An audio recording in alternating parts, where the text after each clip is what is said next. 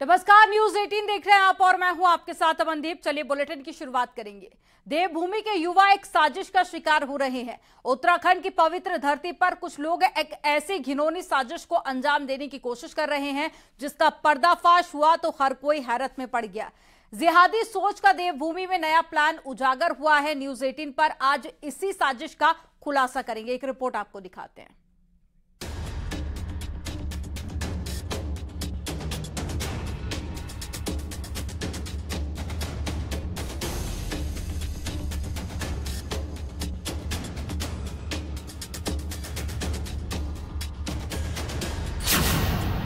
उत्तराखंड के युवाओं पर किसकी नजर?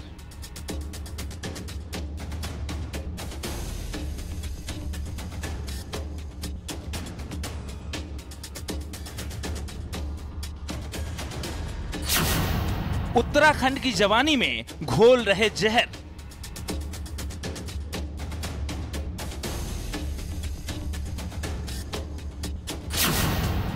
न्यूज 18 पर सबसे बड़ा खुलासा। लैंड जिहाद, लव जिहाद के बाद अब उत्तराखंड में ड्रग्स जिहाद भी देखने को मिल रहा है, जिस पर अब हिंदू संगठन से जुड़े युवा भी अब सवाल उठा रहे हैं कि अगर इन पर लगाम न लगाई गई तो मुख्यमंत्री पुष्कर सिंह धामी का 2025 उत्तराखंड ड्रग्स मुक्त अभियान कैसे पूरा होगा। लव जिहाद, लैंड जिहाद के बाद देखिए, सुनियोजित षड्यंत्र के तहत किया जा रहा है। ड्रग्स ही एक ऐसा सबसे बड़ा तंत्र है इन लोगों के पास जो पूरे प्रदेश की युवा शक्ति को बर्बाद कर देगा। और आज हम देख रहे हैं छोटे छोटे 13, 14, 15 साल के बच्चे भी ड्रग्स करते हुए सड़कों पर आम दिख जाते हैं।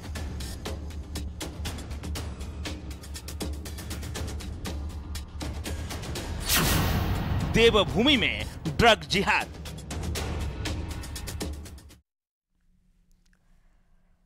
पिछले कुछ वक्त में उत्तराखंड के अलग अलग इलाकों में नशे का कारोबार से जुड़े माफिया पर सख्त एक्शन हुआ है। धीरे धीरे कर परतें खुलती गई तो ड्रग्स की आड़ में खेले जा रहे जिहादी खेल का भी अब खुलासा हो गया है। अब तक हुई कार्रवाई के आंकड़े जो बता रहे हैं कि न सिर्फ आंखें खोल देने वाला है यह आंकड़ा, बल्कि साफ कर देता है कि कितने बड़े पैमाने पर यह साजिश रची जा रही थी।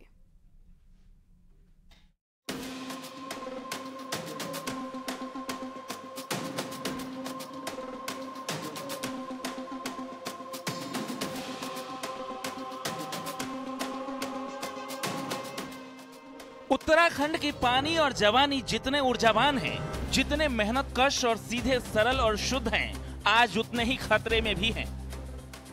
दरअसल न्यूज 18 की एक्सक्लूसिव पड़ताल में उत्तराखंड के युवाओं पर मंडरा रहे एक ऐसे खतरे का खुलासा हुआ है जिसे सुनकर आप चौंक जाएंगे। जिहादी सोच के कुछ लोग न सिर्फ काफी वक्त से देवभूमि पर नजरें गड़ाए बैठे हैं, बल्कि अलग अलग तरीकों से इस ऐतिहासिक और दिव्य धरती की जड़ों पर वार कर रहे हैं।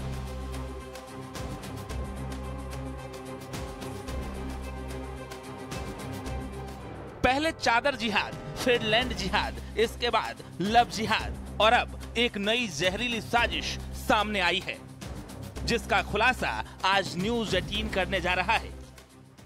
उत्तराखंड में इन दिनों ड्रग्स जिहाद जोरों पर चल रहा है, जिसका बड़ा कारण अकील, इल्ताफ, शेरदिन और सलमान जैसे विशेष समुदाय के ये वो लोग हैं जो उत्तराखंड में टॉप 5 ड्रग्स पेडलर बने हैं।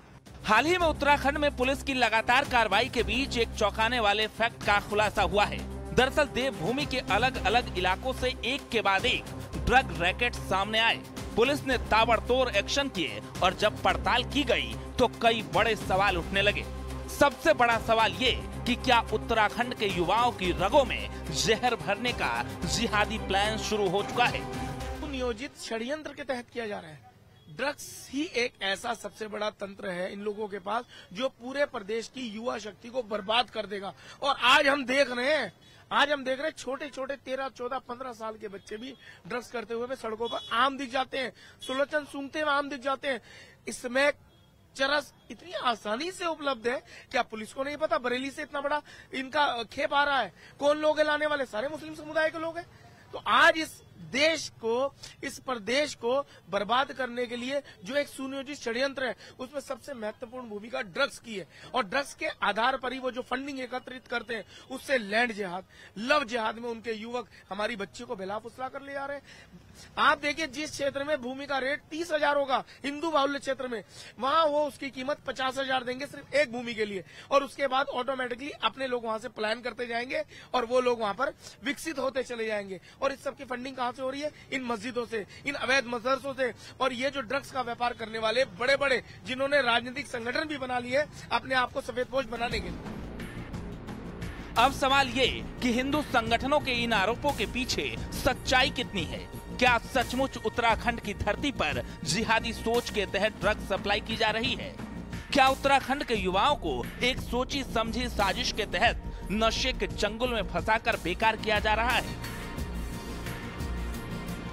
या फिर ये बस रेगुलर ड्रग रैकेट्स हैं? इसे समझने के लिए उत्तराखंड में पुलिस के एक्शन के बाद सामने आए इन फैक्ट्स पर गौर करना होगा। 3 साल में 65 करोड़ की ड्रग्स जब्त, ड्रग्स माफिया के कई गैंग तोड़े गए, 90 ड्रग्स माफिया पर गैंगस्टर एक्शन, 4000 से ज्यादा आरोपी जेल भेजे गए। अब सवाल ये कि इन आंकड़ों में ऐसा क्या खास है जो ड्रग जिहाद वाला सवाल उठ रहा है? दरअसल असली खुलासा इन आंकड़ों में ही छिपा है। उत्तराखंड पुलिस ने जिन 90 ड्रग माफिया पर गैंगस्टर एक्शन लिया है, इन्हीं की पड़ताल में पूरे जिहादी खेल का राज दबा है। 90 ड्रग्स माफिया पर गैंगस्टर एक्शन। ड्रग माफिया में 95% मुस्लिम, टॉप 10 ड्रग माफिया गैंग में 9 मुस्लिम। शेष समुदाय के ये वो लोग हैं जो उत्तराखंड में टॉप 5 ड्रग्स पेडलर बने हैं, जिनके खिलाफ पुलिस ने गैंगस्टर एक्ट के तहत भी कार्रवाई की है। यानी कि प्रदेश में पहले लैंड जिहाद, फिर लव जिहाद और अब ड्रग्स जिहाद का खेल जोरों पर चल रहा है। तो क्या लव जिहाद, लैंड जिहाद के बाद अब उत्तराखंड के युवाओं की नसों में ड्रग्स का जहर भरने वाला जिहाद शुरू हो चुका है? क्या ये सिर्फ एक संयोग है? लेकिन इसका जवाब इससे भी ज्यादा चौंकाने वाला है। उत्तराखंड में सक्रिय टॉप 10 ड्रग माफिया गैंग के आंकड़े साफ कर देते हैं कि देवभूमि की धरती पर नशे वाले इस जिहादी खेल की एक बड़ी साजिश रची जा रही है। अब जरा उत्तराखंड पुलिस की उस टॉप 10 लिस्ट पर नजर डालते हैं, जिसमें उत्तराखंड के अलग अलग इलाकों में सक्रिय ड्रग माफिया गैंग्स का जिक्र है। अकील हसन, सहसपुर, देहरादून।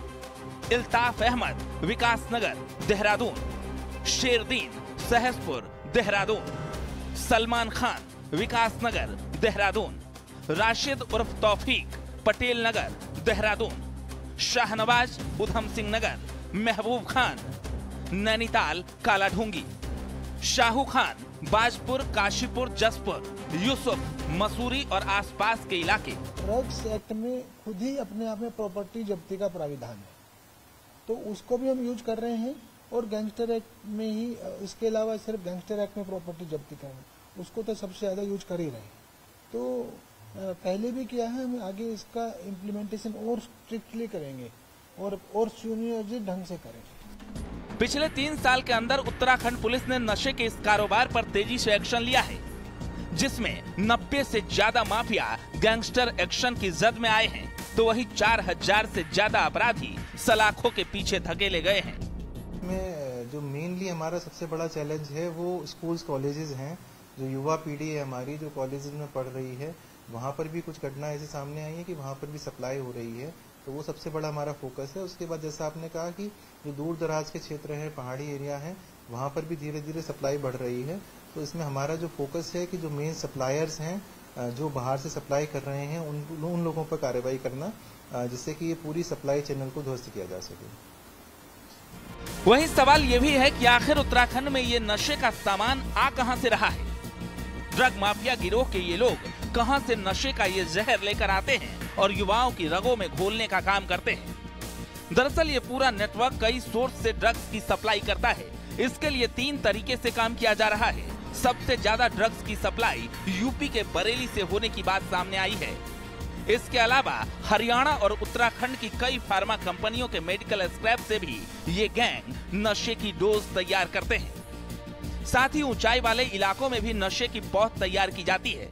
जो स्नैक है वो तो बरेली साइड से ही आ रही है, जो चरस और अफीम है वो तो पहाड़ से भी आ जाती है और हिमाचल से भी आ जाती है, ठीक है, किंतु जो ये वाली स्मैक जो है वो सारी की सारी बरेली, अभी तक जितने बड़े लोग पकड़े हैं वो बरेली साइड से आ रही है। तो वहाँ पे हमने वहाँ भी रेड्स करी हैं, वहाँ के अपराधी भी पकड़े हैं और आगे भी हम इन पे शिकंजा कसेंगे।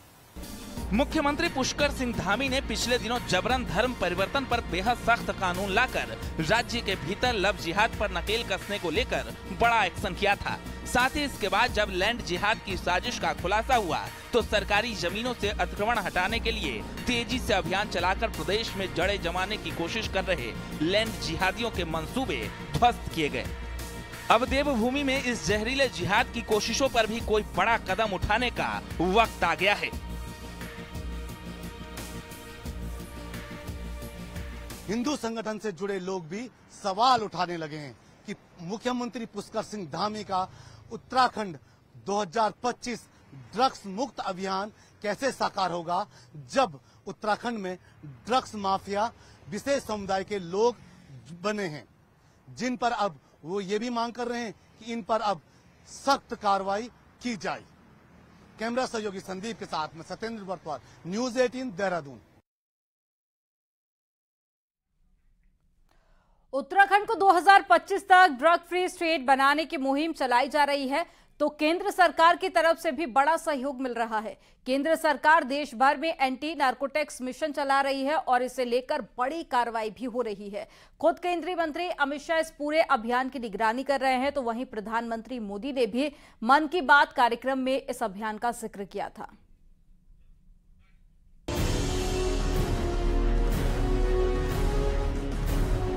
आजादी के अमृत महोत्सव में देश के प्रधानमंत्री जी मोदी जी ने हम सब के सामने एक लक्ष्य रखा है कि हम एक ऐसे भारत का निर्माण करें जब देश की आजादी की शताब्दी मनाई जाए, तब भारत और भारत के युवा ड्रग फ्री हो जाए। उत्तराखंड में जिस ड्रग जिहाद की जहरीली सोच का खुलासा हुआ है वो पनपने वाली नहीं है। उत्तराखंड को पहले ही 2025 तक ड्रग फ्री स्टेट बनाने का संकल्प प्रदेश की धामी सरकार ले चुकी है और इसी के तहत ताबड़तोड़ एक्शन लिए जा रहे हैं और 4000 से ज्यादा अपराधियों को सलाखों के पीछे पहुंचाया जा चुका है। उधर केंद्र सरकार की तरफ से भी राज्य सरकारों को ड्रग के खिलाफ लड़ाई में पूरा सहयोग दिया जा रहा है। हाल ही में प्रधानमंत्री मोदी ने अपने रेडियो कार्यक्रम मन की बात में ड्रग के खिलाफ की गई बड़ी कार्रवाई का जिक्र भी किया था। प्रधानमंत्री मोदी ने कहा कि 15 अगस्त 2020 को केंद्र सरकार ने नशा मुक्त भारत अभियान लॉन्च किया था, जो अब तक 11 करोड़ से ज्यादा लोगों तक पहुंच चुका है। भारत ने पिछले एक साल में 12,000 करोड़ रुपए कीमत की 10 लाख किलो ड्रग नष्ट करने का अनोखा रिकॉर्ड बनाया है। भारत ने ड्रग्स के खिलाफ बहुत बड़ी कार्रवाई की है। ड्रग्स की करीब 1.5 लाख किलो की खेप को जब्त करने के बाद उसे नष्ट कर दिया गया है। भारत ने 10 लाख किलो ड्रग्स को नष्ट करने का अनोखा रिकॉर्ड भी बनाया है। इन ड्रग्स की कीमत 12,000 करोड़ रुपए से भी ज्यादा थी। मैं उन सभी की सराहना करना चाहूंगा जो नशा मुक्ति के इस नेक अभियान में अपना योगदान दे रहे हैं। वहीं केंद्रीय गृह मंत्रालय की ये मुहिम गृह मंत्री अमित शाह की निगरानी में तेजी से चल रही है। देश को ड्रग्स के जहरीले जाल से मुक्त करने का ये अभियान लगातार तेज होता जा रहा है और राज्यों की साझेदारी के साथ ड्रग्स के इस जाल को ध्वस्त किया जा रहा है।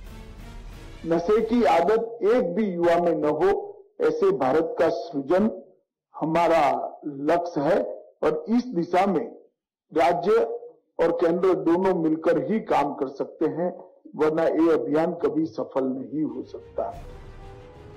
देश में तेजी के साथ चलाया जा रहा नशे के खिलाफ ये अभियान न सिर्फ बेहद जरूरी है, बल्कि देश की जवानी को बचाने और युवाओं को विकास की राह पर बढ़ाने के लिए ये एकमात्र विकल्प भी है।